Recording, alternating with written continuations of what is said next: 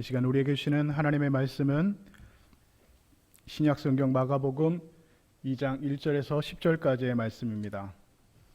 마가복음 2장 1절에서 10절의 말씀 신약 55쪽에 있습니다. 우리 방송실은 마이크 볼륨을 조금만 좀 올려주시면 감사하겠습니다. 마가복음 2장 1절에서 10절의 말씀, 이제 하나님의 말씀을 받들어 봉독해 올리겠습니다.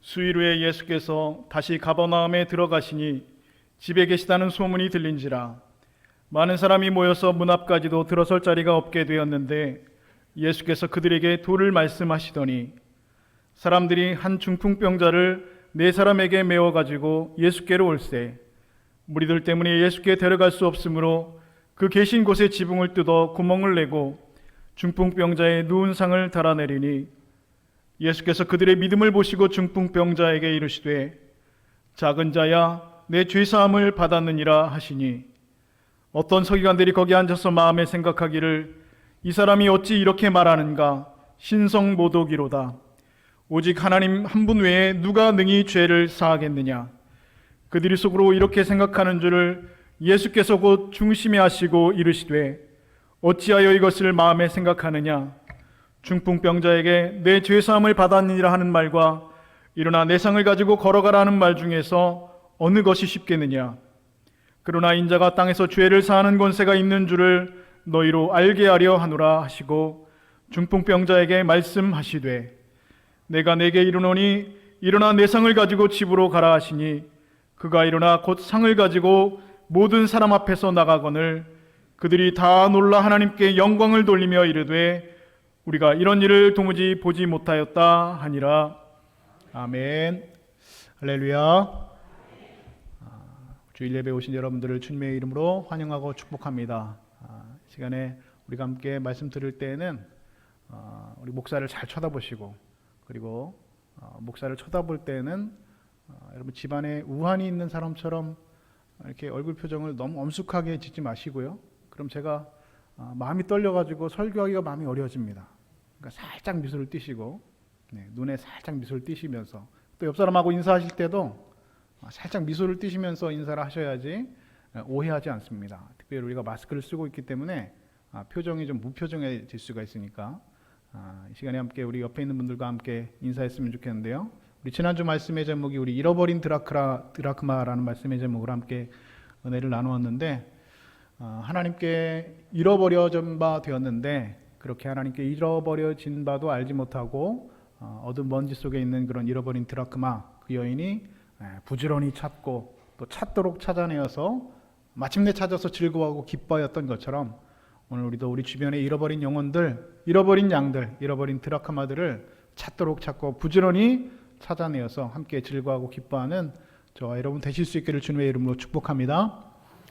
우리 옆에 분과 함께 이렇게 오늘은 인사했으면 좋겠습니다. 잘 찾아냅시다. 한번 인사하겠습니다. 잘 찾아냅시다. 한번 인사하겠습니다.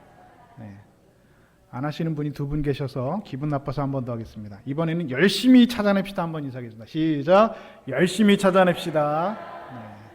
네. 아까 두 분 안 하신 분 하셔서 넘어가도록 하겠습니다. 말씀 통하여서 오늘도 은혜를 사모하는 자에게 더 큰 은혜로 하나님께서 하늘의 은혜로 응답해 주실 줄로 믿습니다. 미국의 어떤 교회에 새로 젊은 목사님이 부임을 하셨습니다. 그래서 이 목사님이 부임을 하셔서 이제 첫 번째 설교를 하는 주일이 되었습니다. 교인들이 얼마나 기대가 되겠습니까? 그래서 목사님이 이제 설교를 시작하려고 강단에 딱 올라오셨는데 모든 성도들의 눈이 어디만 쳐다보고 있습니까? 목사님이 무슨 말씀을 하시나 그 입만 딱 이렇게 눈이 동그랗게 쳐다보고 있다는 것이죠.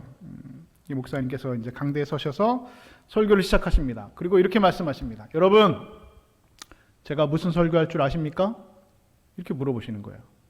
아니 무슨 설교할지 어떻게 알아요? 모르죠, 당연히. 그러니까 교인들이 모릅니다. 이렇게 대답을 했다는 것이죠. 그랬더니 목사님이 그럼 저도 모릅니다 하면서 강대상에서 내려가 버렸어요. 황당하죠? 아니 뭐 부임 설교인데 부임회가 첫 번째 설교인데 설교가 3초 만에 끝났어요? 나도 모릅니다 하면서 설교가 끝나버렸다는 겁니다.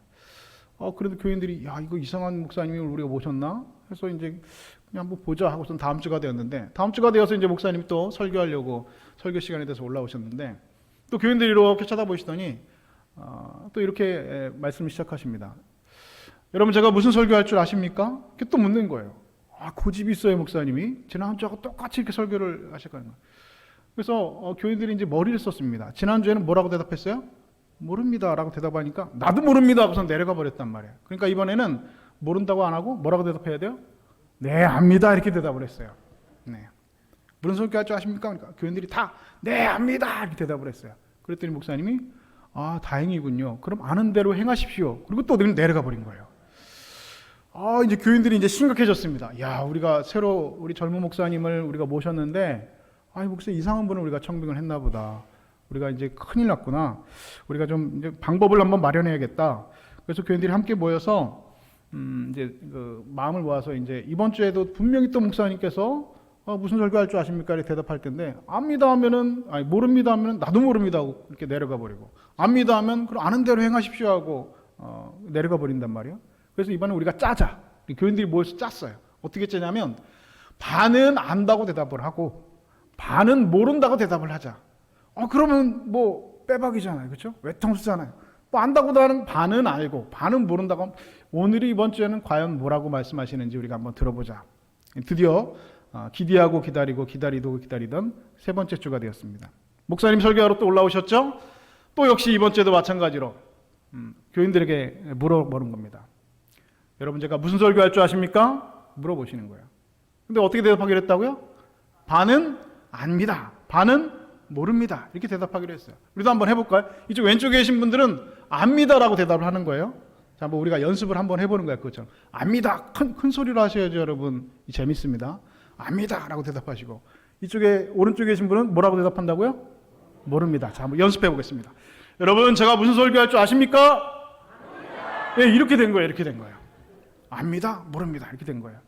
그랬더니 목사님이 이렇게 대답하시는 거죠. 제가 무슨 설교 하십니까? 절반은 안다고 하고 절반은 모른다 이렇게 대답을 하니까 목사님이 이렇게 말씀하십니다. 좋군요. 그럼 다행입니다. 그러면 아는 사람이 모르는 사람을 가르쳐 주십시오 하면서 설교 내려가 버립니다.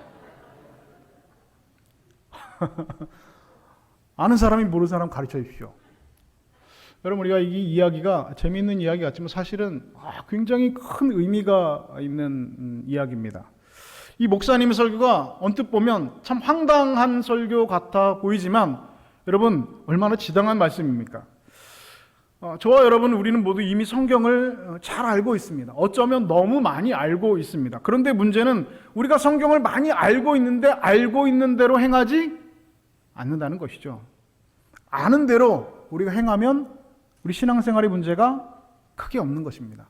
근데 문제는 알고 있는데 성경을 알고 있는데 알고 있는 대로 행하지 않는 것이 우리 신앙생활의 문제고 우리가 딜레마가 된다는 것이죠. 또 모르는 사람 있으면 그럼 어떻게 됩니까? 아는 사람이 모르는 사람에게 가르쳐주면 됩니다. 그렇잖아요? 알고 있는데 내가 복음을 알고 있는데 말씀을 알고 있는데 모르는 사람에게 잘 가르쳐주지 않는 것이 문제지 가르쳐주는데 여러분 뭐가 문제가 됩니까? 말씀을 잘 가르쳐주면 문제될 게 없다는 것이죠. 여러분 전도가 뭘까요? 여러분 전도는 여러분 어렵게 생각할 것이 없습니다. 전도라는 것은 복음을 알고 있는 사람이 말씀을 먼저 알고 있는 사람이 모르는 사람에게 그 말씀을 가르쳐주는 거예요. 여러분 이것이 전도라는 것이죠. 디모데후서 2장 1절에 이런 말씀이 있습니다. 또 내가 많은 증인들 앞에서 내게 들은 바를 충성된 사람들에게 부탁하라. 그들이 또 다른 사람을 가르칠 수 있으리라. 여러분 이 말씀이 전도의 그 아주 가장 핵심되는 말씀들을 우리에게 소개해주고 있죠. 먼저 복음을 들은 사람이 또 다른 사람들에게 그 복음을 부탁하고 그 복음을 전해주고 그리고 가르쳐주는 것, 이것이 여러분 오늘 전도의 핵심이 되어진다는 것입니다. 그런데 이런 단순한 행동이 언뜻 보기에는 너무 단순해 보이는 이런 행동이 예수님께서 부활하신 이후에 오늘날까지 예수 그리스도의 그 십자가의 생명의 복음이 예루살렘을 넘어서 로마를 넘어서 유럽을 넘어서 그리고 아메리카 대륙까지 그리고 지구를 반바퀴 돌아서 2000년이 지난 오늘 저와 여러분에게까지도 전해줄 수 있었던 원동력이 되었다는 것입니다. 이 단순한 행동, 다른 사람에게 가르쳐주는 것, 다른 사람에게 부탁하는 것, 이 단순한 행동이 오늘 저와 여러분에게까지 그 예루살렘 작은 곳에서 시작됐던 복음이 오늘 저와 여러분에게까지 2000년이 지난 우리에게까지도 전해줄 수 있었던 그 원동력이 되었다는 것이죠. 여러분, 사실 이 자리에 우리가 다 앉아 있는데 여러분이 이 자리에 앉아 있을 수 있는 이유도 그 누군가가 오늘 저와 여러분에게 복음을 전해주고 가르쳐 주었기 때문입니다. 다시 말해서 예수님에게로 누군가가 여러분들을 인도해 준 사람이 있었기 때문에 오늘 여러분들이 이 자리에 앉을 수 있는 거잖아요. 누군가가 여러분을 예수님에게 인도해 주지 않았으면 우리가 이 자리에 있을 수 없다는 것이죠. 우리 중 누구도 처음에 우리 신앙생활하면서 교회 나오면서 오늘은 갑자기 교회 가고 싶어졌어. 오늘은 왠지 성경 말씀이 읽고 싶어졌어. 오늘은 왠지 예수님께서 나를 부르시는 것 같아. 그래가지고 혼자 그냥 교회 나온 사람들은 없다는 것이죠. 누군가가 복음을, 말씀을 저와 여러분에게 전해진 그 누군가가 있었기 때문에 오늘 이 자리에 우리가 주 앞에 나와서 예배할 수 있는 것입니다. 오늘 여러분에게 이 자리에 있을 수 있도록 그 복음을 전해준 사람이 누구인지 한번 떠올려 보시겠어요? 내가 처음 누구의 인도를 받나? 누가 나를 처음 말씀을 가르쳐 주었나? 누가 나에게 처음 복음을 전해 주었나? 어떤 분은 그 부모님이 될 수도 있고, 또 친구가 될 수도 있고, 또 남편이 될 수도 있고, 자녀가 될 수도 있고, 뭐 직장 종로가 될 수도 있습니다. 다양한 사람들이 누구이든 간에 분명한 것은 누군가가 주님께로 인도해 준 사람이 반드시 우리 모두에게는 있었다는 것입니다. 오늘 본문의 이야기도 주님께로, 예수님께로 인도함을 받았던 한 중풍병자의 이야기로부터 시작이 되어지고 있습니다. 말씀을 보니까 우리 주님께서 가버나움이라고 하는 동네에 들어가셨다는 것입니다. 그런데 그 가버나움에 그 한 집에 들어가셔서 하늘나라의 도를, 하나님 나라의 복음을, 천국 복음을 전파하고 계셨습니다. 근데 그때 중풍병자를 메고 나온 사람들이 있었습니다. 성경을 보니까 이 중풍병자가 누워있는 상이 있었는데 이 상을 4명의 사람들이 어깨에 메고 예수님께 나왔다는 것입니다. 그런데 이 사람들이 중풍병자를 메고 4사람이 예수님 앞에 나와서 들어가려고 하는데, 예수님 앞에 나아가려고 하는데 문제가 생겼습니다. 사람들이 너무 많아서 들어갈 방법이 없었다는 것이죠.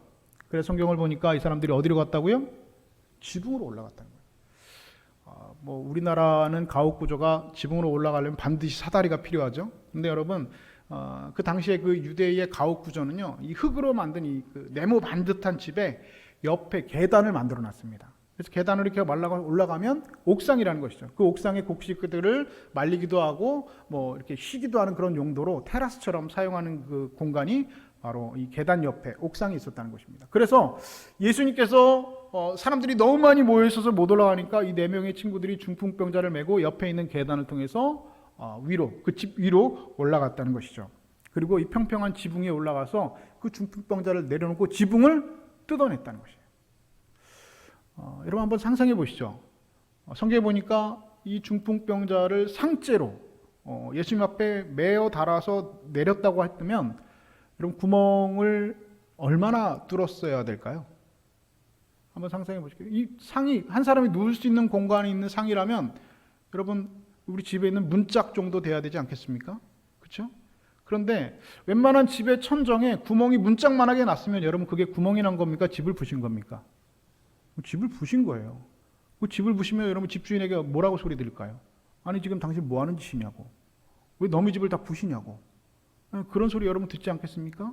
그 집을, 여러분 그 지붕을 뚫는 것은 요만한 구멍을 내가지고 중풍병자를 세로로 달아내린 게 아니라 누운 상체로 줄을 매달아서 이렇게 달아내린 겁니다. 그러니까 그냥 구멍을 단순히 뚫은 정도가 아니라 그 집 천정을 거의 뜯어낸 거예요. 사람들이 그 집 안에 모여 있는데 막 천정에서 막 먼지가 쏟아지고 흙덩덩이가 떨어지고 그 안에 껴넣었던 나뭇가지며 잎사귀며 이런 것들이 떨어지더니 구멍이 이 문짝만한 구멍이 나고 거기서 보니까 중풍병자가 이렇게 누워있는 중풍병자가 예수님 앞에 내려왔다는 것이죠. 누운 상을 달아내렸다. 누운 상을 달아내렸다. 여러분 이렇게 지붕을 뜯으면서까지 중풍병자를 예수님께 내려보내니까 예수님께서 그 중풍병자를 불쌍히 여기셔서 이 중풍병자를 고쳐주셨다라고 하는 것이 오늘 본문의 이야기입니다. 그런데 이 중풍병자 이야기는 사실은 오늘 우리에게 전도의 모델을 우리에게 말씀해 주고 있습니다. 여러분 교회 오늘 나오시니까 여러분 달라진 게 없나요? 뭐 이렇게 이런 거 달렸죠? 우리 교회 이런 거 달린 적이 처음이죠? 위에 달린 적은 있지만 세로로 달린 적은 처음입니다. 할 말이 많아가지고 우리 보니까 11월 20일에 우리 다 모인 데이, 이건 경상도에서만 할 수 있는 거예요. 이 전라도에서 우리 다 모인 데이 하면은 이거 안 됩니다. 이건 경상도에서만 할 수 있는 우리 다 모인 데이 해서 우리가 초청 예배를 우리가 11월 20일 날 추수감사 예배에 함께 우리가 드리기로 했는데 그 옆에 보면 여기는 보면 뭐라고 써 있습니까? 한 영혼을 그리스도에게로. 한 영혼을 그리스도에게로. 여러분 한 영혼을 그리스도에게로 인도하는 게 뭡니까? 그게 전도예요. 여러분 뭐 대단한 게 전도가 아니라 한 사람의 영혼을 누구에게로? 예수 그리스도에게로 인도하는 것. 그게 여러분 전도라는 것입니다. 그래서 우리가 전도를 해야 되는데 오늘 우리 그 지난주 강권처럼 우리가 초청자 작성 카드, 우리가 누굴 초청해야 되는지 마음속에 기도하면서 그 초청자를 작성해가지고 오늘 또 써내야 되고, 그리고 이제 다음 주 되면 여러분 전도지도 다 드릴 거예요. 그럼 여러분 전도지 갖고 가서 여러분 아파트에 우편함에도 넣고 이마트 앞에도 가고 우리가 전도대도 구성해가지고 전도지도 하면서 우리가 전도를 할 건데, 문제는 뭐냐면 전도가 뭔지, 그리고 전도를 어떤 마음으로 해야 되고 어떻게 해야 되는지 오늘 본문의 이야기를 통하여서 우리가 새롭게 다시 한번 깨닫고 말씀을 통해서 오늘 함께 은혜 받는 귀한 시간 되실 수 있기를 주님의 이름으로 축복합니다. 오늘 본문의 말씀은 그래서 전도라고 하는 것은 함께 우리가 짐을 매는 수고가 필요하다는 것을 우리에게 말씀해 주고 있습니다. 여러분 중풍병, 여러분 다 알고 계시죠? 중풍병이 뭡니까? 풍 맞은 겁니다. 바람 맞은 거죠. 여러분 주변에도 요즘에 그 중풍 때문에 고생하시는 분들이 계신데, 뭐 중풍이라는 병이 얼마나 여러분 어려운 병입니까? 현대 의학으로도 여러분 고칠 수 없는 병입니다. 풍에 맞으면, 중풍병에 걸리면 반쪽이 이렇게 마비가 되거나 심하면 전신이 마비가 된다는 것이죠. 그래도 주변에 여러분 보면 이렇게 중풍병 때문에 한쪽이 불편해가지고 이렇게 지팡이 짚고 이렇게 불편하게 다니시는 분들 가끔 계시잖아요. 이 오늘날 현대 의학으로도 고칠 수가 없는 아주 힘든 병입니다. 그런데 2000년 전 예수님 당시에 중풍병이라고 하는 것, 여러분 얼마나 여러분 어려운 병이겠습니까? 특별히 오늘 본문에 등장하고 있는 이 중풍병자는 반신이 마비된 사람일까요? 전신이 마비된 사람일까요? 그래, 전신이 마비된 사람이었던 것 같아요. 왜냐하면 이 사람은 침상에 누워 있었단 말이에요. 그냥 뭐 이렇게 어깨에 메고, 반신이 그래도 마비된 사람이 어깨에 메고 이렇게 부축해서 모시고 왔을 수 있을 텐데, 이분은 꼼짝없이 침상에 누워만 있을 수밖에 없는 분이에요. 얼마나 여러분 힘든 분이겠어요. 얼마나 여러분 이분이 외롭겠습니까? 하루 종일 그 이스라엘 그 나라는요, 이 집에 창문도 없어요. 제가 지난주에 말씀드렸죠. 그래서 잃어버린 드라크마를 찾을 때는 등불을 켜야 찾는다고. 창문도 없는 하루 종일 그 캄캄한 집 안에서 혼자 밥을 먹고, 혼자 아무도 없는 그 집 안에서 날마다 혼자 그 침상에 누워서 아무것도 하지 못하는 여러분, 이분의 삶이 여러분 얼마나 여러분 어렵고 고통스러운 삶이겠습니까? 그래서 이 중풍병자는 자기 스스로의 힘으로는 도무지 예수님께 나아갈 수 있는 방법이 없는 사람입니다. 그렇죠? 예수님께서 우리 동네, 이 가버나움이라는 동네에, 이 통영이라는 동네에 오셨다는 소리를 내가 듣기는 들었는데, 그분은 모든 병을 고쳐주시는 능력이 있다는 분을 내가 듣기는 들었는데, 나 혼자 힘으로는 예수님께 갈 수가 있어요, 없어요? 없습니다. 왜입니까? 나는 혼자 아무것도 할 수 없는, 꼼짝없이 침상에 누워있을 수밖에 없는 전신마비 중풍병자이기 때문에 그렇습니다. 이 사람은 그래서 혼자 힘으로는 주님께 나갈 수 있는 방법이 도무지 없습니다. 누군가가 예수님께 이 사람을 데리고 나가야 된다는 것이죠. 그냥 부축해서 나가는 것이 아니라 메고 나가야 예수님께 나갈 수 있는 사람입니다. 여러분, 그런데요, 여러분, 오늘 우리 주변에도 영적인 중풍병자들이 있다는 것입니다. 영적인 중풍병자들이 어떤 사람입니까? 육신은 멀쩡하지만, 겉으로 볼 때는 멀쩡하지만 영적으로는 중풍병에 걸렸다는 것입니다. 그 혼자 힘으로는 예수님께 나아갈 수 있는 방법이 없는 사람입니다. 혼자 스스로의 힘으로는 예수님께 나아가지 않는 사람들입니다. 그래서 누군가가 예수님께로 데려가야 됩니다. 누군가가 그 사람을 메고 나가야지 그 사람이 예수님 만날 수 있다는 것이죠. 여러분 주변에 영적인 중풍병자들이 여러분 누구신지 한번 생각해 보실까요? 우리 주변의 영적인 중풍병자, 그 혼자 힘으로는 도무지 예수님께 나아갈 수 없는 사람, 그 스스로의 힘으로는 도무지 예수님께 나아가지 않는 사람, 그 사람이 여러분 주변에 오늘 영적인 중풍병자입니다. 누구입니까? 바로 여러분의 자녀들, 여러분의 가족, 여러분의 이웃들입니다. 이 사람들은요, 누군가가 예수님께 메고 나와야 되는 사람입니다. 혼자 힘으로는, 스스로의 힘으로는 주님께 나아갈 수 있는 방법이 없는 사람들입니다. 오늘 저와 여러분들이 이런 주변의 영적인 중풍병자들을 우리 예수 그리스도께로 인도하는 그 내 친구들이 되실 수 있기를 주님의 이름으로 축복합니다. 저들은 분명히 혼자 힘으로 주님께 나갈 수 없죠. 혼자 주님께 나가지 않습니다. 여러분들이 반드시 데리고 나오셔야지 그 영적인 중풍병자들이 예수님 만날 수 있다는 것입니다. 그런데 이 예수님 앞에 이 데리고 나오는 그 과정이, 중풍병자를 데리고 나오는 과정이 쉬운 일이 아니었다는 것이죠. 이 내 친구들이 침상을 메고 나왔는데 그 침상이 여러분 가벼웠을까요? 무거웠을까요? 굉장히 무겁습니다. 제가 이 무거운 것을 어떻게 깨달았냐면, 예전에 제가 그 청년 때에 운구를 한 적이 있거든요. 그 목사가 돼서는 운구는 안 하고 예배를 집례했기 때문에 운구를 하고 싶어도 하지 않고, 청년 때 제가 운구를 한 적이 있는데, 운구 해보신 분들 아실 거예요. 여러분 관을, 시신이 들어있는 그 관을 들 때에 운구하는 사람이 보통 몇 명입니까? 6명이에요. 6명. 근데 6명이 가뿐하게 여러분 그 한 사람 들고 가나요? 그렇지 않아요. 굉장히 무겁습니다.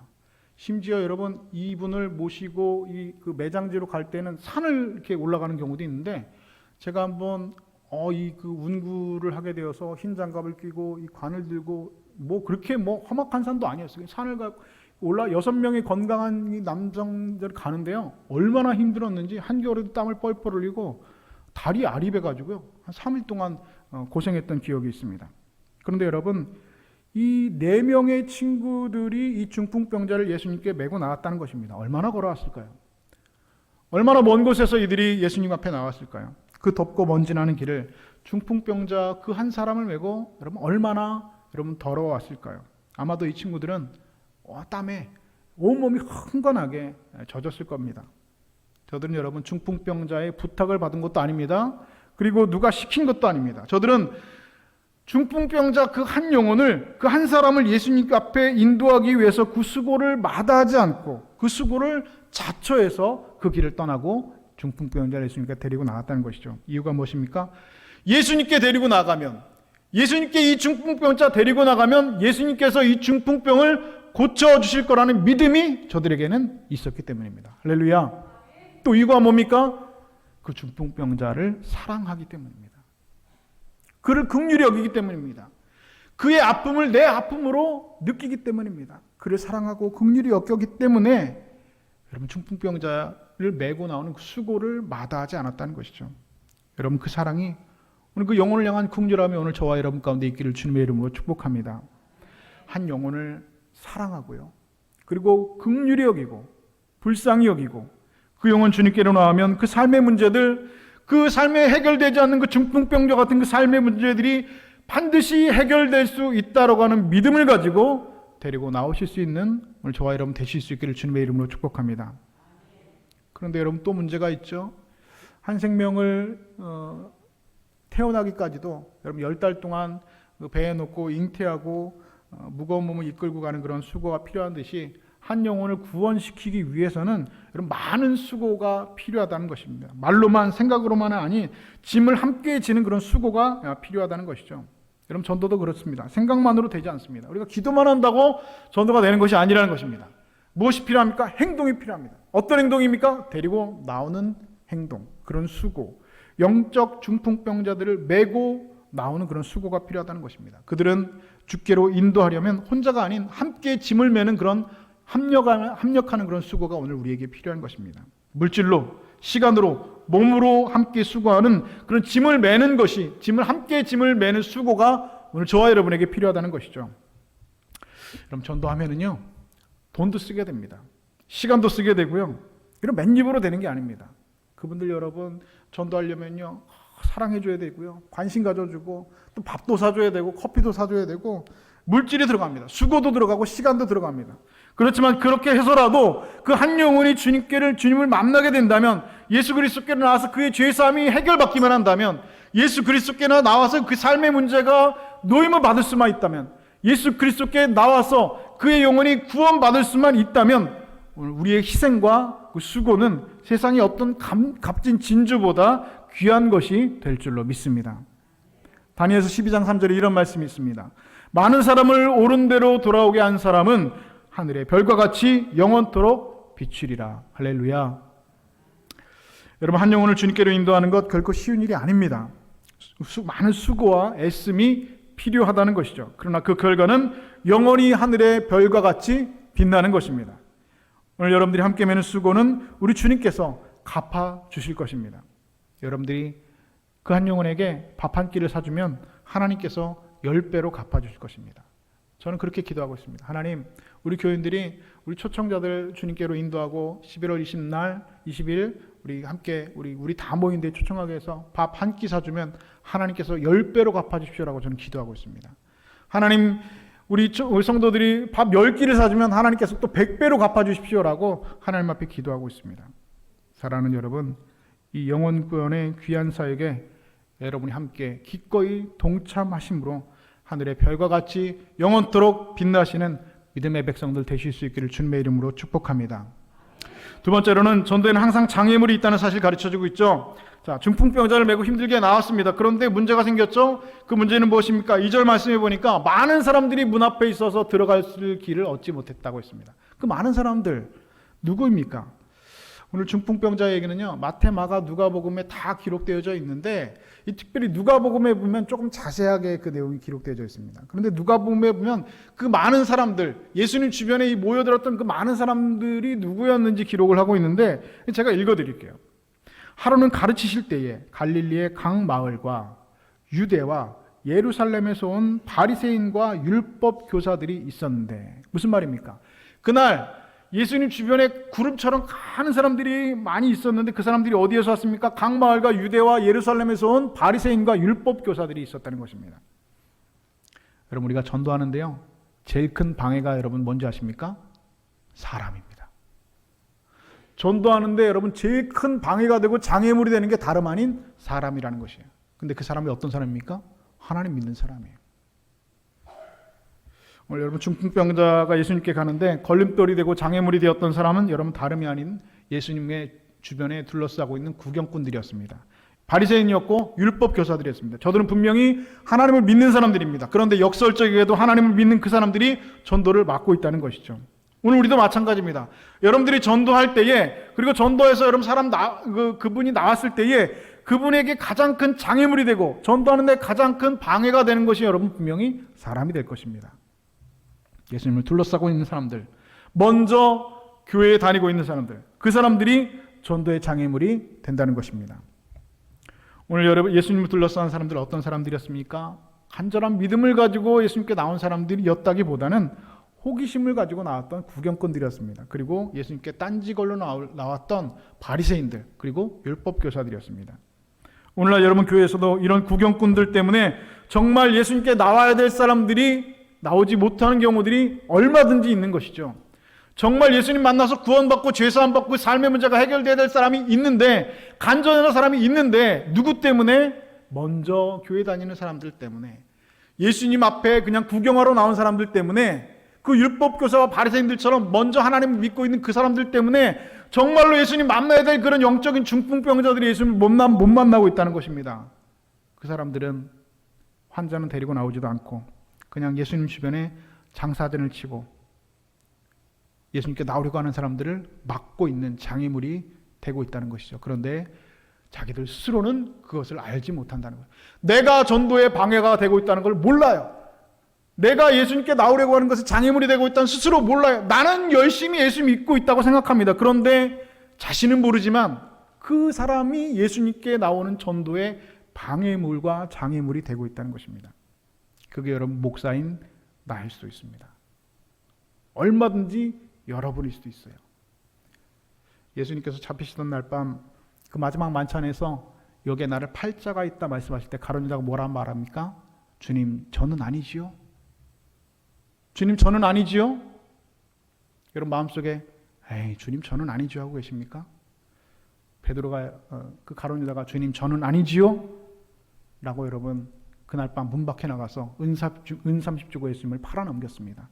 얼마든지 내가 전도의 방해물이 될 수 있고, 목사인 저도 전도의 방해물이 될 수도 있고, 그리고 여러분들도 모르는 사이에 전도의 장애물이 될 수도 있습니다.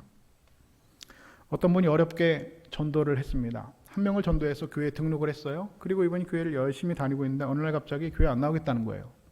아니, 왜 그러십니까? 무슨 일이 있었어요? 그러니까 이분이 하는 말이 도저히 내가 교회 못 나오겠다. 어떻게 교회 권사님이 그런 말을 할 수 있냐? 어떻게 교회 집사님이 그렇게 행동할 수 있냐고. 나는 정말로 그분 때문에 교회 못 나오겠다고. 그런 분들이 있다는 것이죠. 여러분, 새신자들은요, 처음 교회 나온 분들은 교회 잘 모릅니다. 그분들은 교회에 천사들이 모여 있는 줄 알아요. 사실은 여러분, 천사들이 모여 있는 것이 아니라 교회에 죄인들이 모여 있는데, 이분들은 교회는 다 착한 분들만 모여 있는 줄 알아요. 교회는 천사같이 뭐 이런 분들만 모여 있는 걸로 생각한다는 것이죠. 어린아이 같습니다. 예전에 제가 높은 뜻 순교회라고 그 김동호 목사님이 그 사역하시던 교회에 교육전사로 있었는데 2006년도죠. 그때 그 전도 축제를 한번 했는데요. 그 교회가 예배당이 있는 것이 아니라 이 서울 명동에 있는 숭의여자대학교 강당을 빌려서 예배를 드리고 있는 교회였는데, 전도 축제를 하는데 청년들이 엄청나게 많이 왔습니다. 몇 명이 왔냐면 청년들이 5,000명이었어요. 청년들만, 어른들 빼고 결혼을 안 한 청년들만 5,000명이 그 전도 축제에 초대됐습니다. 그리고 그 다음 주에 수백 명의 청년들이 교회에 등록을 했다는 것이죠. 그런데 그 다음 주에 난리가 났다는 겁니다. 그 다음 주에 목사님 설교를 하시는데 이런 얘기를 하세요. 장로님들이 난리가 났대요. 뭐가 난리냐?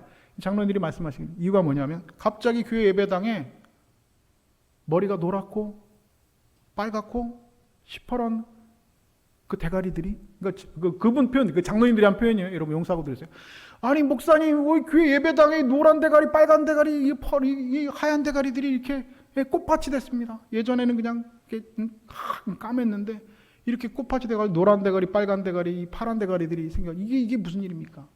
아, 예배당이 어디 가니까 술 냄새가 진동하고요. 저쪽으로 하니까 담배 냄새가 이렇게 납니다. 아, 목사님, 뒤뜰에 가보니까 그 아까 말했던 노란 대가리, 빨간 대가리, 파란 대가리들이 뒤뜰에 모여서 담배를 펑펑 피고 있습니다. 목사님, 이게 말이 됩니까? 하나님 거룩한 예배당에서 이런 일이 있을 수가 있습니까? 장로님들이 목사님에게 말을 했다는 거예요. 그 목사님이 그 장로님에게 이렇게 말을 했답니다. 장로님, 술 먹고 담배 피면서 교회에 안 나오는 게 낫습니까? 아니면 술 먹고 담배를 펴도 그래도 교회에 나오는 게 낫습니까? 그럼 뭐가 나요? 술 먹고 담배 피면 교회 나오면 안 되나요? 아니요. 아니, 술 먹고 담배 피면서 교회 안 나오는 것보다 술 먹고 담배 피면서 그래도 교회 나오는 게 여러분 낫잖아요. 그렇죠? 예. 아니, 뭐가 납니까, 장로님? 장로님, 대가리 염색하고 교회 안 나오는 게 낫습니까? 대가리 염색하고 교회 나오는 게 낫습니까? 염색해도 그래도 교회 나오는 게 낫잖아요. 그렇죠? 뭐 빨간 대가리는 교회 못 나옵니까? 노란 대가리 교회 얼마든지 나올 수 있어요. 염색하고라도 교회 나오는 게 낫습니다, 장로님. 이렇게 말씀드렸다는 거예요. 마지막에 여러분 필살기입니다. 목사님이 장로님한테 이렇게 돼요. 아니, 장로님도 염색하시잖아요. 이렇게 말을 했다는 거예요. 장로님도 염색하잖아요. 그렇죠? 아니, 자기도 염색을 하면서 왜 자기는 까만색으로 염색을 했을 뿐인데, 아니, 빨갛게 염색한 게 뭐가 이렇게 문제가 되나? 노랗게 염색한 게 뭐가 문제가 되나? 장로님도 염색하시잖아요. 여러분, 틀린 말이 아니잖아요. 여러분, 교회는요, 죄인들이 모이는 것이죠. 의롭고 완벽한 사람들끼리 모여서 예배드리는 것이 아닙니다. 새가족들이요, 새신자들 교회 잘 모릅니다. 그런데 교인들에게 이렇게 말하죠. 너 머리 색깔이 왜 그러냐? 치마가 왜 이렇게 짧냐? 옷을 왜 이렇게 입었냐? 교회에서 그렇게 말하면 안 된다. 이거 하지 말아라. 저거 하지 말아라. 이러면 안 된다. 저러면 안 된다. 라고 그 사람 판단하고 정죄하면은요, 그 영혼 여러분 상처받습니다. 그 사람은 교회를 떠나간다는 거예요. 여러분, 물론 잘 가르쳐줘야 됩니다. 그런데 여러분, 우리의 말을 판단하는 말, 정죄하는 말, 여러분, 그 영혼이, 그 새가족들이 여러분 상처받는다는 것이죠. 그래서 교회를 떠나갑니다. 어떻게 해야 됩니까? 오히려 그 영혼들을 품어주고 참아주고 인내해주고 여러분 사랑해줘야 됩니다. 여러분, 주님도 여기까지 우리를 참아주셨잖아요. 그 영혼 우리가 참아줘야 된다는 것입니다. 오늘 저와 여러분은 주님께 나오는 한 영혼을 가로막는 장애물 아니라 그 영혼을 참아주고 품어주고 인내해주고 사랑해주는 그런 통영중님께 성도들 다 되실 수 있기를 주님의 이름으로 축복합니다. 사람들이 가로막혔을 때 이들이 택한 방법은 뭡니까? 지붕 올라가서 지붕 뜯어낸 거예요. 지붕을 거의 부셔낸 겁니다. 침상이 내려갈 만큼 지붕을 뚫었다. 이 구멍 낸 게 아닙니다. 부순 겁니다. 대단한 용기입니다. 이것을 하면 집값을 물어줄 수도 있습니다. 그런데 여러분, 그 모든 책임을 감수하고 이 4명의 친구들은 지붕을 뚫었다는 것입니다. 여러분, 전도에는요 오늘 이렇게 용기가 필요한 것입니다. 난간이 가로막혔을 때, 장애물이 있을 때 그대로 물러서면 여러분 거기서 끝나는 것입니다. 전도 세계에서는 왕왕 보는 것이 여러분 이런 점이라는 것이죠. 사람들에게 먼저 가로막힙니다. 그 다음에 지붕이 가로막힙니다. 지붕을 뚫을 엄두를 못 냅니다. 지붕을 뚫는다는 것, 물질적 손해를 감수하는 것이죠. 전도는 말로 하되 모든 손해를 보면서 하기를 주저한다는 것입니다. 교회 봉사도 여러분 전도 사역도 마찬가지입니다. 그것을 극복하기 위해서는 여러분 우리도 한 몫을 매는 그런 결단이 필요합니다. 시간을 낼 수 있는 사람 시간으로, 재능을 여러분 낼 수 있는 사람 재능으로, 그리고 돈으로 물질로 있는 사람은 돈으로 한 몫을, 물질로 한 몫을 내야 된다는 것입니다. 무엇보다도 그 죽어가는 한 영혼, 그 잃어버린 한 영혼, 그 영혼을 향한 끈질긴 집념이 있어야 합니다. 여기 막힌다고 포기하고 이쪽으로 간다고 포기하는 것이 아니라 지붕을 뚫어내는, 지붕을 부셔내는 그런 끈질긴 집념이 우리에게 있어야 됩니다. 한두 번 교회 가자고 했는데 아이 뭐 안 된다, 그럼 뭐 포기해버리, 그게 아니란 거예요. 한 번 찔러보고 안 되면 또 찔러보고, 또 한 번 찔러보고 안 되면 또 찔러보고. 여러분 고구마 전도법이라고 들어보셨어요? 고구마 여러분 찜통에다 놓고서는 익었을 때 익었나 안 익었나 여러분 뭘로 알아보죠? 젓가락으로 찔러보는 거예요. 근데 여러분 찔렀는데 안 들어가면 이게 익은 거예요? 안 익은 거예요? 안 익은 거예요. 여러분이 그 영혼들을 위해서 기도하고 나서 기도하시면서 교회 가자 얘기하는데 젓가락을 쿡 찔렀어요. 교회 가자라고. 근데 안 먹혀요. 그럼 아직 안 익은 거예요. 안 익었으면 여러분 어떻게 돼요? 이제 포기하는 거예요? 그 다음에 조금 더 있다가 또 찔러보는 거예요. 익었나 안 익었나? 교회 가자.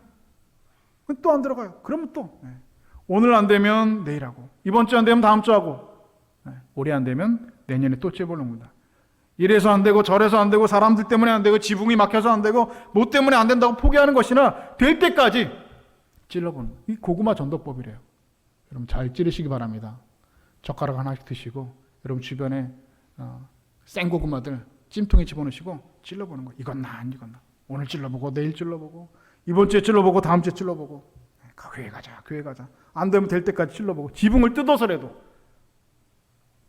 오늘 여러분이 마음속에 품은 초청자 기도로 먼저 구하고 찔러보고 두드리실 수 있길 바랍니다. 그리고 하나님 앞에, 예수님 앞에 메고 나오실 수 있길 바랍니다. 장애물이 있으면 지붕을 뜯어내실 수 있길 바랍니다. 그 영혼이 예수님 만나기만 하면 그의 삶을 무겁게 잡고 있던 중풍병은 고침받게 될 줄로 믿습니다. 삶의 문제는 해결될 줄로 믿습니다. 그 믿음을 가지고 이 귀한 사역에 열심히 끝까지 동참하는 저와 여러분 되실 수 있기를 주님의 이름으로 축복합니다. 가장 중요한 말씀이 남아있죠. 이 중풍병자가 죄사함 받았습니다. 그런데 이 마지막 절은 11절부터 12절에 보니까 뭐라고 말씀하고 있습니까? 이 사람이 죄사함을 받은 것뿐만 아니라 중풍병에서 남을 받고 그리고 자기가 들고 왔던 그 상을 가지고 일어나서 하나님께 영광을 돌리며 돌아갔다 했습니다. 그런데 여기서 우리가 주목해야 될 한 구절이 있죠. 오늘 본문 5절 말씀을 함께 읽어보도록 하겠습니다. 본문 5절 말씀 우리 함께 읽겠습니다. 함께 읽습니다. 시작. 예수께서 그들의 믿음을 보시고 중풍병자에게 이르시되 작은 자야 내 죄사함을 받았느니라 하시니. 자, 여러분 중풍병자가 죄사함을 받고 고침을 받았습니다. 그런데 누구의 믿음을 보셨다고요? 누구의 믿음을 보셨다고요? 중풍병자의 믿음을 보셨다고요? 아니요. 그들의 믿음. 그들이 누굽니까? 메고 온 친구들. 중풍병자가 여러분 죄사함 받고 병 고침 받고 그의 삶의 문제가 완벽하게 해결이 되었는데 그의 인생이 완전히 180도 변했는데 중풍병자 한 거 뭐 있어요? 아무것도 없어요. 그냥 그 사람은 누워 있었던 것밖에 없어요. 뭐 예수님 앞에 나와서 나를 고쳐주십시오, 뭐 다윗의 자손 예수여, 뭐 이런 말 한 적도 없고 그냥 이 사람은 누워 있었던 것밖에 없어요. 그런데 이 사람이 죄사함 받고 병 고침을 받을 수 있었던 이유가 무엇이라고요? 그들의 믿음을 보셨다는 거예요. 그들이 누굽니까? 메고 온 그 친구들. 그들의 믿음. 여러분 믿음이란 무엇입니까? 중풍병 걸린 그 친구를, 그 영혼을 주님께 메고 나오는 게 여러분 믿음입니다. 사람들에게 막히면 올라가서 지붕을 뜯어내는 게 믿음입니다. 이와 같은 믿음 오늘 저와 여러분에게 있기를 주님의 이름으로 축복합니다. 믿음은 생각에 있는 것이 아니에요. 머릿속에 있는 것이 아닙니다. 사변적인 것이 아닙니다. 믿음은 행동하는 것이고 움직이는 것이죠. 아까 말씀드렸던 새로 부임한 목사님, 여러분 기억나시죠? 아는 대로 어떻게 하라고요? 행하십시오. 알고 있는 대로 행하는 것입니다. 아는 대로 행하시는 믿음의 사람 되실 수 있기를 바랍니다. 영적인 중풍병자들 예수님께 메고 나오신 여러분 되실 수 있기를 바랍니다. 아는 사람은 모르는 사람에게 가르쳐 주실 수 있기를 바랍니다. 오늘 한 영혼을 주님께 인도하기 위해서 장애물을 극복하고 수고했던 그 친구들의 믿음, 그 믿음 보시고 예수님께서는 그 중풍병자를 고쳐주셨습니다. 간절히 바라기는 오늘 저와 여러분들이 바로 그들이 될 수 있기를 바랍니다. 오늘 저와 여러분들의 믿음들이 그들의 믿음들이 되실 수 있기를 바랍니다. 그렇다면 우리 주님께서 저와 여러분의 그 믿음을 보시고 여러분이 메고 나온 그 영적인 중풍병자들을 죄를 사하시고 삶의 문제를 해결하여 주시고 구원의 하나님의 영광의 놀라운 역사를 이루어 주실 줄로 믿습니다. 저와 여러분의 믿음 보시고 영적 중풍병에 걸려서 도무지 혼자 힘으로 주님께 나올 수 없었던 여러분의 자녀, 여러분의 가족, 여러분의 이웃들에게 하나님의 놀라운 구원의 역사가 이루어지기를 주님의 이름으로 축복합니다.